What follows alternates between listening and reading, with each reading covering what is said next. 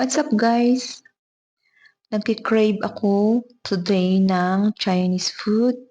Kaya naman, samahan niyo akong magluto.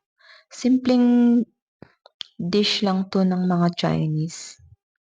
Steamed minced pork na may kasamang preserved mustard.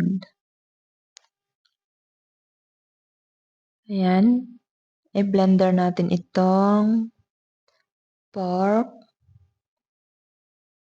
Tsaka natin siya timplahan ng pampalasa.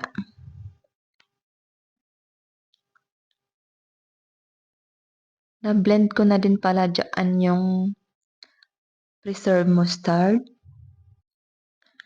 Ihahalo natin siya dito mamaya pagkatapos natin siya timplahan.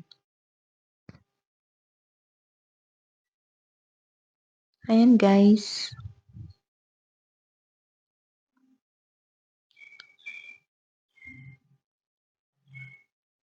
Simpleng dish pero masarap para sa akin. Ayan na siya guys. Ready for steam na siya mamaya. Hindi ako sigurado kung magugustuhan siya ng mga kasama ko sa bahay. So, nag-decide akong magluto ng talong. For torta. Itutuno natin siya guys.